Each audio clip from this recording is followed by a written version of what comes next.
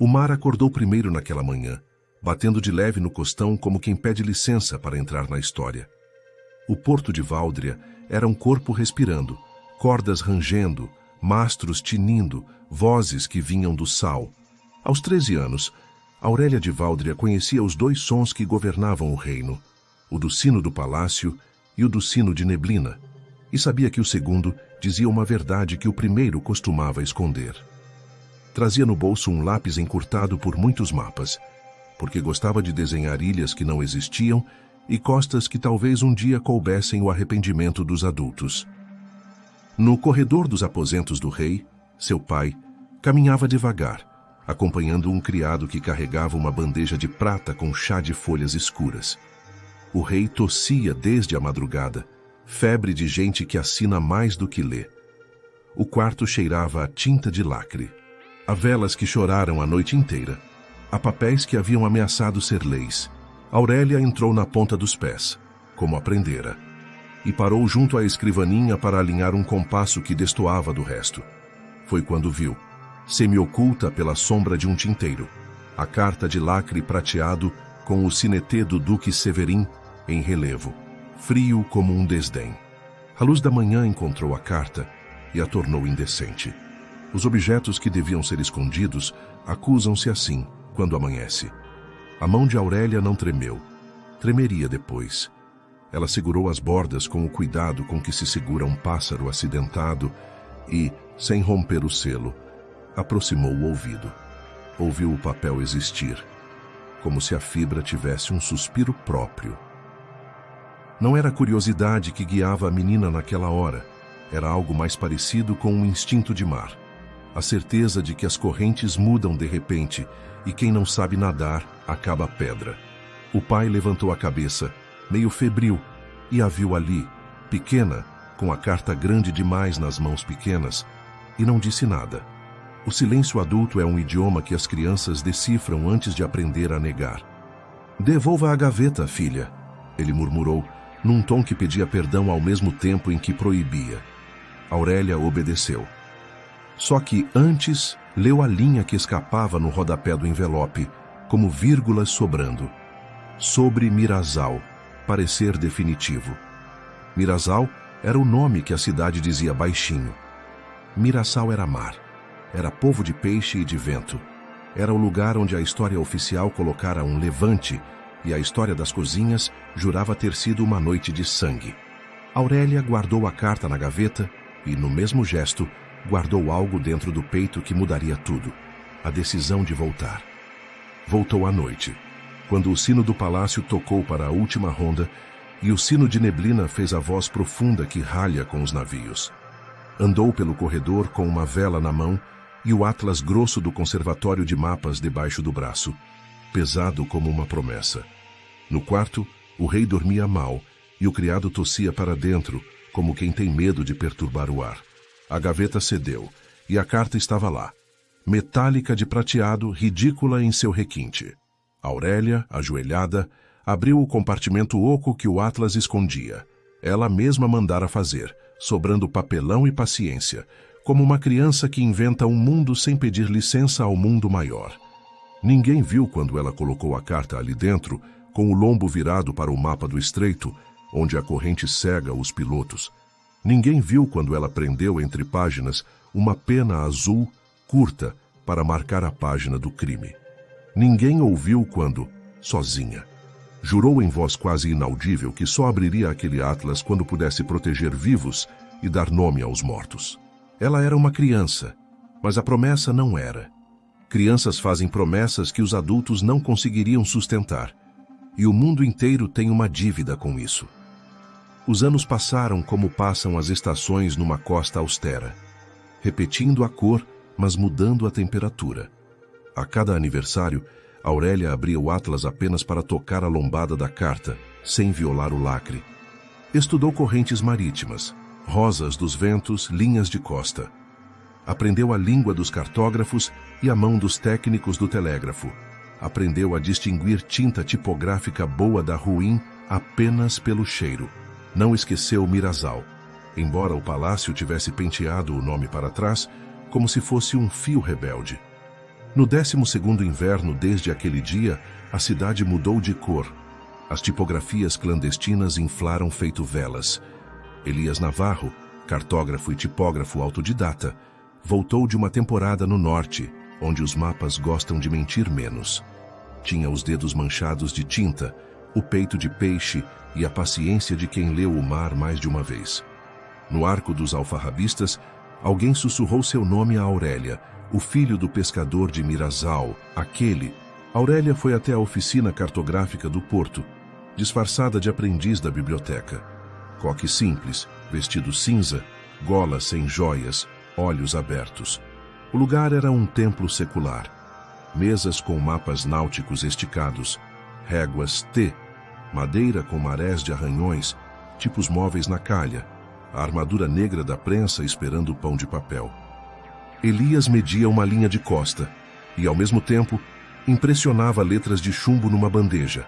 A mão esquerda sobre o mapa, a direita sobre as palavras, o corpo inteiro numa conversa entre lugar e nome. "Pode ajudar?" perguntou ele, sem erguer totalmente os olhos. "Posso", ela respondeu, "se a ajuda for ouvir e dizer o que não se diz no palácio." Ele ergueu os olhos, e era como olhar um horizonte sem truques. Aurélia tirou do bolso um mapa antigo do canal e, com a unha, desenhou correntes invisíveis que só os pescadores conheciam. Ela as aprendera com a velha Agna, cozinheira que dava nomes às correntezas como quem nomeia sobrinhos. Elias sorriu, porque reconheceu a linguagem do mar. E reconheceu também, no jeito de falar dela, aquela educação que tenta parecer modesta, mas não consegue esconder o ouro. "Me chamo Elias Navarro", disse por fim. "E, se meu pai ainda vivesse, ele gostaria de te ouvir falar do canal." Ela não disse o nome. No porto, nomes são mercadorias perigosas. A amizade nasceu como nascem as coisas que têm futuro, sem alarde e com método. Ela ajudava a corrigir cartas náuticas. Ele libertava polissílabos do chumbo para que virassem jornais clandestinos. Ela trazia da biblioteca notícias de decretos amaciados. Ele lia em voz baixa poemas de marinheiros que sabiam contar tempestades como quem recita uma oração antiga. A luz da oficina era boa. Vinha de janelas altas, atravessava vidro com sujeira de sal, fazia arabescos de poeira que lembravam uma rosa dos ventos. Aos poucos, o porto inteiro virou o lugar onde Aurélia respirava, enquanto o palácio ficava sendo um casaco pesado que se veste por obrigação. Numa tarde de vento inquieto, Elias mostrou a ela um recorte de jornal que o palácio proibia. Trazia nomes de viúvas de Mirazal, os sobrenomes curtos, a coluna de prantos que cheirava a selim e a mar. Aurélia, pela primeira vez, sentiu a carta tremer dentro do atlas, não por causa de sua mão, mas porque o mundo estava pronto para abri-la. Ainda assim, os riscos eram muitos, e a lei de silêncio de Estado tinha dentes. "Se você conhecesse a verdade toda", disse Elias, "o que faria? Esperaria o tempo ficar adulto", pensou ela. Mas o tempo, às vezes, só cresce quando alguém o obriga a se levantar da cadeira. Naquela noite, o sino de neblina foi mais fundo. A ventania varou o cais como um aviso que ninguém sabe traduzir. Aurélia voltou ao palácio devagar pela borda das coisas e entrou pelo arquivo de cartas antigas, onde a poeira é uma maneira do passado continuar presente. Abriu o atlas e tocou, pela primeira vez em 12 anos, o lacre prateado com vontade de partir. Não partiu. Em vez disso, tirou do fundo falso um bilhete do rei, antigo, guardado ali sem que ela se lembrasse. A caligrafia cansada do pai. "Tentei revogar, mas meu nome foi algemado ao selo. Perdoa o pai que não soube ser rei." Aurélia leu devagar, como se estivesse ouvindo o homem falar pelo corredor de pedra, e se sentiu muito jovem e muito velha ao mesmo tempo. Se revelasse, lavaria o nome dele e arruinaria o trono que, cedo ou tarde, seria o dela. Se calasse, seria cúmplice do duque e da rede de âncoras que prendia o reino ao lucro. Na noite seguinte, voltou à oficina com o atlas embrulhado em papel pardo. Elias acendeu o lampião e fechou metade do batente, criando uma penumbra boa para conspirar sem desrespeitar o santo da vizinhança, Tenho algo, disse ela, e a voz tinha um sal de medo. Mas, antes, responde. Você acredita que a verdade pode matar menos do que a mentira? Ele não riu. Depende de quem segura a verdade e de como a cidade a escuta. Depende se a gente ensina o ouvido antes de gritar. Ela pousou o atlas, abriu o fundo, mostrou a pena azul que marcava uma página e trouxe, sem abrir, a carta prateada ao centro da mesa. Elias não tocou. Homens do cais sabem que existem objetos que calam quando tocados por mãos apressadas. O que há aí dentro? Perguntou. Um mar que não aparece nos mapas. Ela respondeu. Ele assentiu, e ambos ficaram um tempo olhando a carta como se olham geografias desconhecidas, com um respeito que dispensa pressa. Essa noite costurou-se às noites seguintes, e as noites viraram um pano de estratégia. Não bastava publicar. Era preciso cercar a leitura com proteção, nomes, testemunhos, assinaturas. Aurélia entendeu, graças a Elias e aos maquinistas da palavra, que verdades mal apresentadas viram pedra de arremesso. Ele entendeu, graças a ela, que mapas fazem o povo andar quando desenham caminhos e não paredes. Eles se aproximaram como se aproximam os que manuseiam pólvora, devagar. E foi aí que o amor proibido acendeu um fósforo. Não houve beijo, nem juramento, nem para sempre. Houve confiança. Ela deixou que ele guardasse, por uma noite, a pena azul. Ele trouxe, ao amanhecer, a pena partida ao meio, sem querer, por um descuido de bolso. Aurélia não gritou. Juntou as duas metades com fio fino, e aquilo virou um agouro. O destino, antes de se cumprir, gosta de se partir para aprender a ser inteiro. Elias pediu desculpas com uma cara que só os que já perderam algo importante sabem fazer. Não é a pena que importa, disse ela. É a mão que a segura. Foi quando o Duque Severin percebeu o movimento da maré. A guarda da lisonja começou a rondar as tipografias. As janelas do cais perderam o hábito de dormir inteiras. Severin publicou um noivado diplomático para Aurélia com um príncipe de terras frias e fábricas quentes, como se news coubessem num parágrafo que esteriliza o sangue. E para um fim de tarde de cobre e vento, prenderam Elias por tipografia subversiva e difamação de Estado. Aurélia estava longe, no conservatório, desenhando um arquipélago impossível, e sentiu a terra mover debaixo da régua. Foi correr ao porto, e o porto correu nela. As vozes, as sirenes, as mãos que se apertam sem olhar. Encontrou a oficina virada, o prelo tombado, as bandejas de tipos no chão como alfabetos degolados. O atlas ainda estava lá, mascarado pela confusão, como um bicho que, assustado, encontra buraco de pedra. Pegou-o, amarrou ao corpo com fita grossa, como quem segura um filho ao peito, e saiu pela porta dos fundos, onde o cheiro do mar não deixava ninguém pensar. Na esquina, uma mulher velha que vendia sardinhas falou sem mover os lábios. Guardem o azul, menina. Aurélia voltou ao palácio pela travessa das cordoarias, onde homens enrolam o futuro num carretel e o vendem por metro. Na galeria dos juramentos, a tua imagem nos espelhos não obedecia aos gestos. O mundo tem gosto de vidro quando a alma está em pânico. Severin a esperava com uma expressão estudada, a de quem se diz tio do reino enquanto conta, com o polegar, o número de embarcações que pode taxar. Minhas felicitações pelo noivado, ele disse, colocando nas palavras uma colher de mel e outra de corte. Queira aceitar também a paz que lhe ofereço. Silêncio. Aurélia olhou a mão dele. O anel de sinite com o brasão ao contrário.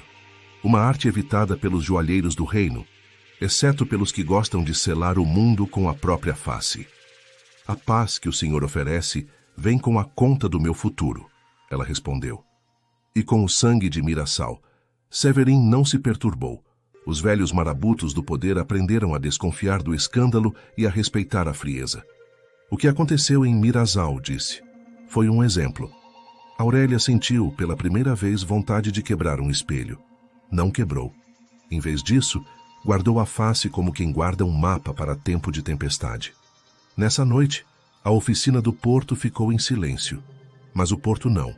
As parteiras combinaram sinais nas janelas, lenços azuis em cantos de guardar segredo. Os marinheiros velhos ensinaram às crianças um refrão sem palavras.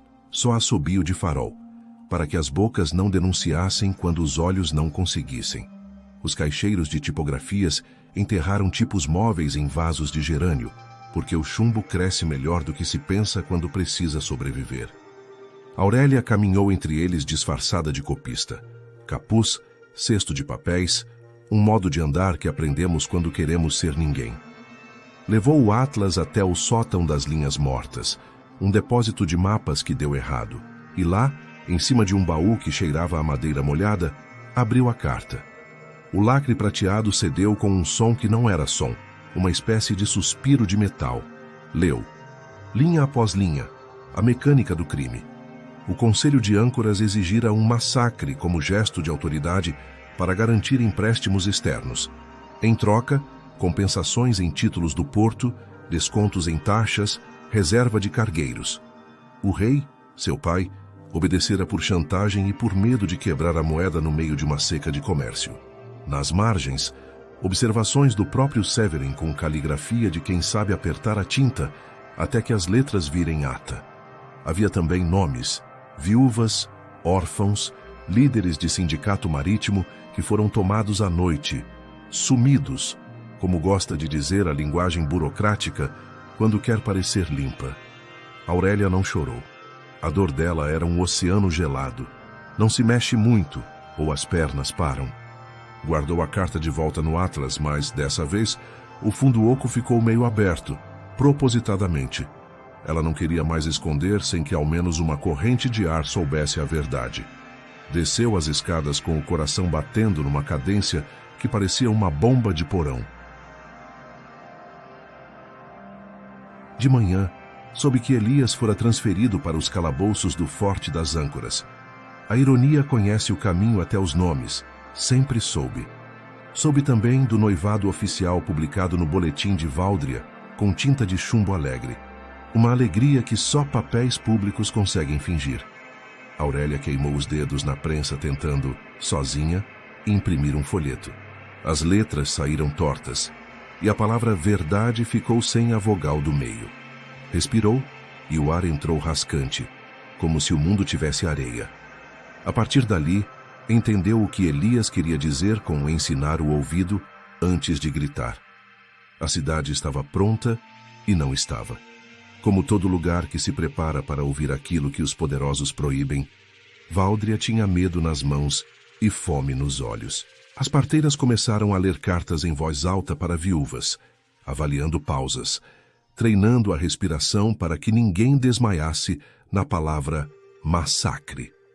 Os marinheiros desenharam, no chão da praça, com cal, um mapa de Mirazal, para que a cidade pisasse nos contornos da verdade antes que ela viesse. Os caixeiros das tipografias organizavam uma fila de linotipo como se organizam velas para uma viagem longa. Aurélia, disfarçada, virou copista da oficina cívica improvisada no galpão do peixe, onde ainda cheirava a salmoura e corda molhada. Escrevia em caligrafia legível trechos da carta de Mirazal sem nomes que pudessem matar de novo. E os papéis eram pendurados numa corda esticada entre dois pilares, como roupa secando ao sol. Crianças liam as palavras difíceis em voz alta até que as sílabas virassem palavras e as palavras coisas. Um velho apontava o quadro de assinaturas, todas as mãos que queriam escutar. Quando a guarda da lisonja passava, a corda desaparecia nas mãos de duas vendedoras, que a transformavam em linha para secar peixe, e ninguém enxergava crime num trabalho que cheira a pão e mar. No palácio, Severin tecia o seu contramapa. Com murmúrios no conselho, dizia que a noiva e o príncipe estrangeiro trariam armas novas, moinhos, máquinas que ajudariam o reino a não precisar mais de pescadores. Era uma mentira educada. Os que não precisam de ninguém costumam vender essa desnecessidade como progresso. Os velhos nobres mercantis concordavam, porque acordos são cordas que estrangulam devagar. E a corda é a coisa com que mais lidam na vida. O rei que morrera, pai de Aurélia, ainda pesava no corredor dos retratos, olhando-a com um olho que, na memória, parecia pedir: acaba meu erro em mim. Sem anunciar, numa manhã de vento gasto, Elias apareceu na porta do galpão. Trazia a barba por fazer e um corte no supercílio. Os olhos dele não pediam nada, mas a presença pedia água. Soltaram-me, disse, e a voz era um fio estendido. Uma troca que não entendi, perguntas que não responderam, ameaças que quiseram ser amizade. Aurélia sentiu as pernas como pás remexendo o cimento. Se parasse, endureceria. Pensei em te mandar fugir, ela disse. Mas você não fugiria. Não, ele respondeu. E houve uma ternura bruta nessa recusa. Não fujo daquilo que pode mudar meu nome de filho do morto para homem inteiro. Ela assentiu, e a pena azul remendada entre os dois, guardada num envelope de papel comum, pareceu respirar no bolso dela. A oficina se encheu. Gente entrava e saía como num porto dentro do porto, e os papéis começaram a ganhar a cidade. A ideia do sinal dos faróis nasceu de uma piada de um menino. E se as janelas aprendessem a falar? Não demorou. Lamparinas azuis foram tingidas com anil, e paves foram cortados na medida de uma noite que queria durar inteira. Aurélia sabia que a coroação estava marcada para domingo, e que até lá a lei de silêncio mastigaria qualquer esforço de publicar. Procurou a tipografia Ordem do Mar, que há anos imprimia manuais de navegação e receitas de conserva. Atrás dos manuais e das receitas, as prensas eram boas para qualquer evangelho. O velho Mesquita, mestre tipógrafo, a olhou com a desconfiança que protege e a ternura que convoca. Uma cidade se quebra ou se cura pela maneira como lê o primeiro parágrafo, ele disse, ajeitando os óculos. Qual vai ser o teu? Ela escreveu, num pedaço de prova de impressão, com letra alta e clara. Nomear é devolver o ar. Passaram a tarde compaginando a carta de Mirazal em trechos que não matassem os que ainda respiravam em silêncio. A prensa tornou-se um órgão. Seu pulmão enchia a sala, esvaziava em batidas que lembravam maré.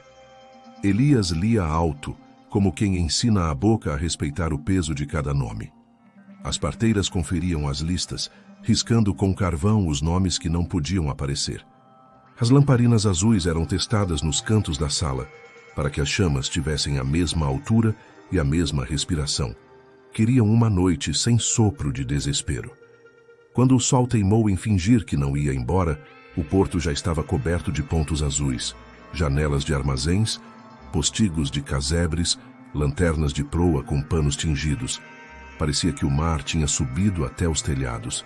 Valdria aprendeu um assobio que cabia num dente só, sinal de atenção. E a cidade pareceu um bando de pássaros, pousados e prontos. No palácio, Severin ordenou o fechamento da galeria que dá para a praça, mas esqueceu que o som atravessa ferro quando o povo quer que atravesse. Aurélia caminhava com o Atlas junto do corpo e Elias ao lado, a prensa ainda latejando na estante da memória. No dia da coroação, o coro de cordas afinou. O ar cheirava a lacre quente, e as toalhas tinham o branco ofensivo de tudo que foi lavado demais para parecer puro. Aurélia entrou no salão com o coroa nas mãos, gesto contrário ao script, e ninguém pôde dizer nada porque os gestos novos tomam de surpresa até a lisonja. No alto, o duque segurava a caixa do juramento com uma pose que se usa para segurar pedras raras. Houve um silêncio que tinha cordas. Parecia que alguém puxava mar para dentro de um poço. Aurélia assentou a coroa sobre a mesa, tirou o Atlas, abriu no fundo oco, pousou a carta no centro e disse: Antes de coroar, eu leio. Um rumor correu pelos vidros, baixou pelas colunas e bateu no piso de pedra. Os velhos do Conselho de Âncoras tentaram levantar ao mesmo tempo, mas o peso dos anos os ensinou a sentar de novo. Severin sorriu com a boca e fechou os olhos. Um jeito de dizer que tem anos de treino no terror. Aurélia leu devagar. Leu o que estava, e nas entrelinhas fez aparecer o que os papéis não sabiam dizer. Amando do Conselho de Âncoras, ela leu. Para a preservação da moeda, para que o reino não caia. Ela parava onde doía, e onde doía demais, dizia, com voz mais baixa, nome, e pronunciava um nome de viúva. A praça lá fora não pegou fogo. Acendeu. As lamparinas azuis subiram um dente de assobio, e o vento do mar entrou no salão pela galeria fechada, simplesmente porque o vento ignora as travas humanas. Quando pronunciou o nome do pai, o rei que assinou, a voz de Aurélia não quebrou. Sentiu que um homem que ela amou sem conseguir respeitar estava ali, pedindo que ela tecesse nele um final que ele não soube tecer em si. Leu o trecho em que Severin mensura o exemplo necessário, um decreto sem corpo, e não suportou o cinismo de papel. Corpus, disse, fora do texto, olhando o duque. Corpus. Um eco nas pedras respondeu, Corpus. Severin tentou tomar a carta, mas Elias já estava no degrau, e a mão dele, tinta ainda no polegar, cobriu a margem do papel com a naturalidade de quem cobre o mar com uma rede. O duque falou, soldados, mas as guardas hesitaram, porque o assobio lá fora fazia uma música que elas conheciam desde pequenas. Aurélia ergueu a pena azul remendada, pedaço contra pedaço, como se fosse uma bandeira que cabe na mão, e declara, nulo o juramento que exige silêncio contra a consciência do povo. Nula a lei que chama crime à memória. As palavras não eram só lirismo, eram uma ordem. Severin perdeu a cor. Os velhos do conselho buscaram o chão com os olhos, como se ele lhes oferecesse salvação. Um capitão da guarda, filho de mãe que vendia peixe na ponte, tirou o elmo e ajoelhou, para ver se alguém se lembrava de que joelhos também existem quando não são mandados por altar. A coroa continuava sobre a mesa e ninguém se atreveu a tocá-la. Os objetos sabem quando não é hora de ser símbolo. Elias, quase sorrindo, sussurrou para Aurélia. Agora vem o trabalho que dá mais suor do que fúria. A partir dali, a narrativa fez seu serviço e chamou as coisas pelo nome. O conselho foi destituído no mesmo ato, não por gritaria, mas por um procedimento que o povo pôde assistir. Escrivães leram, marinheiros anotaram, parteiras conferiram nomes, e o capitão que ajoelhara mandou recolher os carimbos com calma. A lei de silêncio de Estado foi revogada naquele domingo, por proclamação que usou poucos adjetivos, e os jornais do dia seguinte trouxeram margens maiores que o texto, para que a cidade pudesse escrever à mão o que quisesse. Severin foi preso, não arrastado. E isso foi o ensino mais difícil: prender sem vingar, julgar sem ferir a língua que se quer preservar. Aurélia, ao fim da leitura, não coroou a própria cabeça, coroou o Atlas, levou-o à Praça das Docas e o abriu diante do mar. As páginas viraram com o vento e as crianças puseram os dedos nos desenhos de ilhas como quem toca numa promessa. Elias apoiou o pianel do mapa com a mão que sabia de linhas. Aurélia ergueu a pena, remendada e mais verdadeira por isso, e traçou no ar a linha que uniria Mirassol ao palácio para sempre. Comece, ela disse, e Mesquita trouxe o rascunho da carta de Váudria, 12 artigos, um para cada ano que ela esperou. O povo ouviu e assinou. E, pela primeira vez em muito tempo, assinaturas tiveram ar. A carta de Váudria nasceu ali, com pontos que podiam ser tocados. Liberdade de imprensa popular, tipografias registradas pelo povo, não licenciadas pela corte. Direito de nome e luto, mortos nomeados, funerais respeitados, luto como direito civil, não como luxo. Controle civil sobre tropas. Capitães respondem a conselhos de bairros, não a suspiros de duques. Arquivos públicos, mapas e cartas de Estado com resumos em linguagem que até uma criança consegue ler. Transparências que cabiam na mão. Preços de impostos, registros de pesca, direito das parteiras, proteção a testemunhas, escola de carta e mapa, biblioteca de portos. Recusa ao silêncio como virtude. Essa lista não foi um discurso. Foi produção. Mesquita e os seus começaram a imprimir. Elias cuidou para que a letra fosse limpa, redonda, sem enfeites de nobreza. Aurélia leu de novo, agora com satisfação de quem confere pão que assa direito. As lamparinas azuis deram meia volta, apontadas para dentro das casas. A luz virou estudo. Os meninos aprenderam a dobrar a carta com precisão de mapa, para caber no bolso e não no altar. À noite, Váudria teve um ritual que não havia, aula de silêncio. Não era proibição de falar, era uma escuta trabalhada, minutos em que a cidade ouvia o mar e, Ao mesmo tempo, ouvia o que cada um trazia do dia. O assobio dos faróis virou canto, e as janelas respiraram azul por calma, não por pavor. Aurélia e Elias caminharam pelo cais, e os pés deles fizeram o barulho certo de dois que vão e não fogem. Ela não prometeu casamento, ele não prometeu eternidade. Prometeram trabalho. Em casa, naquele fim de noite, Aurélia encontrou o quarto como sempre foi. Tanta cortina que o vento precisava de autorização, tanto retrato que os vivos pareciam intrusos. Sentou-se à mesa e escreveu uma carta ao pai, não para enviar, mas para dobrar e guardar com a pena. Pai, eu te amei no erro e te ajudei no acerto. Escreveu. Hoje, quem reina é a tua filha, a serviço de quem nomeia. Dobrou. Dormiu com o atlas aberto ao lado, porque livros grandes às vezes dão uma mão à solidão. Nos dias seguintes, o trabalho desceu ao nível do chão. Levantaram-se listas de pescadores que tinham direito à compensação. E a Igreja do Cais cedeu os bancos para conciliações onde ninguém precisava perder a cara para ganhar o justo. Mães ensinaram filhos a ler o próprio nome e a assiná-lo como quem trança uma rede. Capitães vieram entregar fardas e peças de metal que haviam se confundido com honra. Foram recebidos sem esmola e sem festim. A oficina virou oficina mesmo. Fixou seus bancos, azeitou a prensa, abriu uma sala que se chamou Escola de Carta e Mapa. Havia, contudo, ossos que doíam. O processo contra Severin precisava começar, e Aurélia sabia que vingar era fácil. Julgar do jeito certo é que era trabalho de gente grande. Marcou-se uma sessão pública no Teatro do Ancoradouro. Bancadas simples, tradutores para o povo, papéis sem lace que prendam a língua.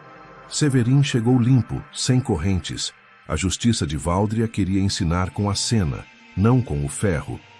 Nos cordões, homens e mulheres respiravam baixo, e havia crianças com dedos de grafite nas bordas dos programas. "O que dirá, Duque?" perguntou a juíza, ex-professora de navegação, que conhecia mar, vento e voz. "Direi", Severin ajustou o paletó, "que um reino não se mantém com poemas, mantém-se com exemplos." "O exemplo que o senhor cita", respondeu a juíza, "matou gente e roubou a língua de outras tantas." "Não me arrependo", ele arriscou, com um orgulho que parecia velha armadura. E então a juíza fez a pergunta que os anos pediam. "O senhor é capaz de dizer os nomes?" Severin engoliu em seco. Nomes são o mar que os poderosos evitam navegar quando está vento de frente. Ele falhou, gaguejou, tentou pronunciar um sobrenome de 2 sílabas e errou. A sala ouviu o erro como se fosse uma onda que vem fraca e não lava. A juíza entregou a palavra a Aurélia. Ela abriu o atlas e leu, de novo, os nomes. E o teatro respirou com o peito de uma cidade que sabe dizer o próprio alfabeto. A sentença não foi poética, foi justa.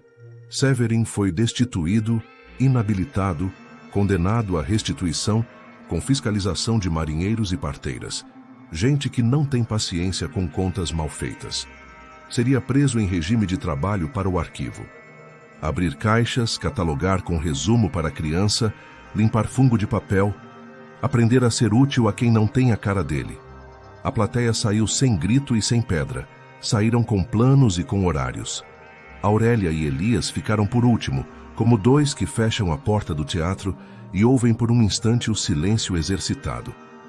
"Agora", disse Elias, e o agora dele era cheio de dias, "começa a parte que mais custa, manter." Aurélia assentiu, encostando a cabeça numa parede de cal que tinha a temperatura de gente. "Manter", repetiu, "é ensinar a história a ser todos os dias, e não só no domingo." E viu como se a cidade tivesse ouvido, as lamparinas nas janelas acenderam de novo, não por pavor, mas por hábito. Havia começado a época em que a verdade aprende a andar sozinha. O mar mudou de tom, não por milagre, mas porque as coisas comuns ganham outra luz quando a palavra encontra o lugar. Os pescadores de Mirassol voltaram a ocupar o cais com barracas e cestos, e cartas de compensação eram lidas em voz alta para que a justiça aprendesse a soar. As escolas do porto ensinaram a carta de Váudria como se ensina o vento. mostrando a vela inflar, mostrando a vela vazia. As parteiras ganharam registro e assento em conselho, e rei e rainha, porque Aurélia, enfim, pôs a coroa apenas para que ninguém mais a usasse contra ninguém. Iam às reuniões com caderno e lápis. O porto aprendeu a ser biblioteca. Aurélia e Elias abriram a oficina cívica no pátio do palácio, sob arcadas com banco de carpinteiro, prensa bem lubrificada e uma parede de mapas que crescia todo mês. Ali, mulheres trouxeram novas correntes descobertas em tardes de mar. Homens mostraram configurações de vento que aprendiam com pipas dos filhos. As crianças batizavam ilhas com nomes que pareciam poemas. E à noite, lamparinas azuis viraram superfícies de estudo. Um museu do lacre, com explicações para as mãos pequenas entenderem, foi montado na antiga sala do conselho, carimbos mortos em caixas vivas. E Severin, em silêncio obrigatório, classificava documentos, aprendendo a resumir sem retocar. Nem tudo foi docemente. A rede do Duque tinha nós em lugares profundos. Um banqueiro no bairro da Cal tentou reabilitar o jogo com palavras novas. Chamou de consórcios de progresso, o que ainda era o mesmo foco de fome.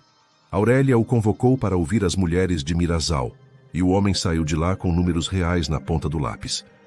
Os devidos encargos de vidas. Uma revista estrangeira tentou ridicularizar o Cais Azul, achando que estética era fraco de caráter. Elias respondeu com um ensaio sobre luz e lungo e trabalho, e assinou com nome e origem. A diferença entre poesia e propaganda ficou clara quando a cidade notou que a primeira lhe dava força, e a segunda queria lhe vender uma força que ela já tinha. Houve, certo mês, uma tempestade que ameaçou o litoral como um animal malcriado. Os faróis trabalharam em revezamento, e as janelas azuis pareciam pássaros que sabiam voltar. No terraço, Aurélia e Elias protegiam a chama de um lampião com as mãos, como na primeira história. Não de amor apenas, mas de resistência doméstica. As pessoas olharam para cima e copiaram. 2 viraram 1000, e a tempestade passou com menos sucesso. No dia seguinte, as ruas tinham galhos e lixo, mas também um cheiro de coisa aprendida. Na praça, celebraram o primeiro aniversário da Carta de Váudria, com uma festa do azul. Os músicos do Porto tocaram temas antigos e novas marchas. Elias conduziu uma oficina de tipografia para crianças. Mãos pequenas no chumbo, bochechas de orgulho. Aurélia leu, com voz baixa e nítida, um artigo novo que adicionavam: proteção às testemunhas de Estado, como um abraço jurídico sem metáfora. As janelas do palácio ficaram abertas. O vento participou, virando algumas partituras que Elias tinha deixado sobre a mesa, mapa de sons para o dia seguinte. À tarde, meninos e meninas brincaram de tribunal, mas a brincadeira tinha regra. Quem acusasse sem prova tinha de pedir desculpa completa. À noite, Aurélia e Elias voltaram ao pátio do palácio e sentaram na escada onde o cal é frio e limpo. Eu quero, ela disse, sem prólogos, que nosso amor tenha porta de rua e biblioteca no fundo. E um telhado que vaza um pouco, para a gente lembrar que nada é à prova de tempo, apenas cuidável. Ele respondeu, e os 2 riram da graça séria. Casaram-se sem muito arco, no fim da tarde, com cheiro de óleo na mão e tinta na camisa. Quem levou as alianças foi uma menina que assina o próprio nome como quem lança uma rede. E pousaram o primeiro quadro na oficina cívica, um mapa do reino com linhas que não eram de terra, mas de palavras, leis. Cada artigo da carta tinha uma linha na parede, e havia pinos de cobre onde as pessoas podiam acrescentar observações. Houve quem decidisse que a lei era fria. Aurélia respondeu com chá e ouvido. Leis são lugares, ela disse a um marinheiro cético. Se a gente não anda nelas, elas viram punhal. Ele concordou, tarde, limpando um sal imaginário do bigode. Severin ficou anos sumido em papéis, limpo, afeito a colunas e resumos. Adoeceu da mão, não do coração. A mão de quem escreve frio reclama pelo corpo. Morreu sem muito barulho. O obituário dizia apenas nome, função, pena cumprida. Aurélia não comemorou. Elias não comentou. A cidade respirou, como se soltasse o ar de um pneumático que tinha demorado a subir. Os anos seguiram, e o escuro apareceu como sempre aparece, em pequenos apagões que querem crescer. Uma tentativa de restringir a empresa popular foi captada por meninos que sabiam ler resoluções. Aurélia os chamou de professores e os pôs na mesa. Elias começou a ensinar a gravura em metal, porque desenhar linhas no cobre é uma arte de paciência que ensina a cabeça a ficar no lugar. Um navio estrangeiro tentou comprar o farol. Ridículo que o dinheiro às vezes se autoriza, e o reino riu, um riso de alto mar. A Ofina cresceu e envelheceu bem, como gente. Num fim de outono, Aurélia subiu as escadas do farol com passos cuidados, o vento puxando o casaco como quem pede dança. Lá em cima, a cidade tinha o tom que os pintores buscam e raras vezes acham. Azul que pensa, dourado que lembra. Ela levou o Atlas, sempre, e a pena, agora nova, mas com a emenda da antiga costurada ao haste. Elias veio depois, com pão e maçã, e ficaram os dois comendo devagar, olhando a vida reinar onde importa, no chão. É assim, ela disse, como eu queria que meu pai tivesse visto o reino, com nome e com janela. Desceram, e, na praia, crianças brincavam de mapear pegadas de gaivota, medindo com fita de pano, rindo quando o mar apagava e elas tinham de recomeçar. Recomeçar, a palavra que mantém o reino. Aurélia guardou o Atlas em casa, no mesmo lugar onde um dia guardará a carta. Não havia mais segredo, mas o ritual ajuda a memória a ficar sem tortura. Na noite, acendeu a lamparina e escreveu outra carta, desta vez para a cidade. Valdria, quando você respirar fundo, lembra? Nomear é devolver o ar, mapear é cuidar do caminho, e amar é manter a janela aberta. O porto se fez de legados. O Atlas do Mar Azul passou a ser copiado em todas as escolas, versões pequenas para bolsos pequenos, com margens largas para anotações. A aula de silêncio virou costume de sexta. Escutar o mar, escutar a rua, escutar os nossos. A festa do azul se celebrava todo ano, mas ninguém vestia fantasias, vinham de si. E Aurélia e Elias, quando envelheceram o bastante para não terem mais pressa, plantaram uma árvore diante da oficina, e a árvore dava flores quase azuis. O quase é a honestidade botânica. Uma tarde, um menino chegou com uma pergunta que custa caro. Princesa, por que a senhora não fugiu quando descobriu tudo? Ela sorriu. Porque pergunta assim é ouro, pedra nobre que não se engole sem perder. Porque fugir apaga a pegada, e o reino precisava saber por onde a gente andou. E se a pegada for feia? Ele insistiu. A gente cerca com palavras, desenha por cima, escreve embaixo, aqui erramos, e segue. No último capítulo da vida em que entram todos os capítulos, Aurélia voltou à sala onde a carta tinha sido vista pela primeira vez. O palácio já não mandava nela. Era casa grande, com goteiras honestas, móveis com arranhões, cheiro de pessoas. A escrivaninha ainda lia, madeira lê quem passa sobre ela. Ela pousou a mão e disse, sem voz, cumpri. O sino do palácio e o sino de neblina bateram juntos. Acidente ou graça, tanto faz. A pena azul, remendada, memorial, ficou pendurada na oficina cívica como uma linha que sustenta quadros. As crianças a tocavam com respeito, e Elias contava a história de como ela foi partida e costurada. Amores que sobrevivem são assim. No último parágrafo da carta de Valdria, um acréscimo. Todo documento de Estado terá versão para vozes miúdas, sem palavras que apontem para um púlpito, em vez de parar na cozinha. Aurélia assinou com letra limpa, e o tinteiro escorreu um pingo como lágrima. Ela riscou com o polegar, e o pingo virou ponto. Ponto final, que serve de porto. Quando morreu, velha, sem barulho, Valdria parou por 1 minuto, não para chorar, mas para respirar junto, como na aula de silêncio. No cais, alguém levantou o Atlas, e as páginas bateram como asas. A coroa ficou no museu, pesada e inútil. A oficina ficou aberta, leve e cheia. Elias, com mão de tinta, apoiou a testa no vidro e viu o mar fazer aquilo que sempre faz, ir e voltar, e pensou, a tarefa mais alta é manter a ida e a volta honestas. E as janelas azuis acenderam, uma a uma, como se o reino tivesse praticado para chegar até aqui. No ano seguinte, uma menina de Mirassol entrou na oficina com um papel dobrado. Escrevi um mapa com palavras, disse-me, pode ver? Elias leu, sério, e viu que era história mesmo. Mapas do que comeu, do que amou, do que teve medo. Ele carimbou com tinta azul. Aprovado. O carimbo não tinha brasão. Tinha um peixe simples e um farol. E assim, a carta que uma menina princesa escondeu por 12 anos não mudou apenas o destino de todos. Ela ensinou a cidade a guardar a memória sem amordaçar a boca, a mapear o perigo sem vender medo, a amar o poder só quando ele trabalha. E se, um dia, algum outro duque tentar inventar o silêncio como hino, as janelas saberão assobiar antes que a voz aprenda.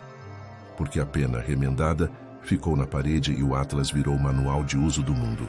E porque a princesa ensinou que ser rainha é só um jeito de ser gente a serviço dos nomes. A verdade que nomeia cura, transforma silêncio em ar e poder em serviço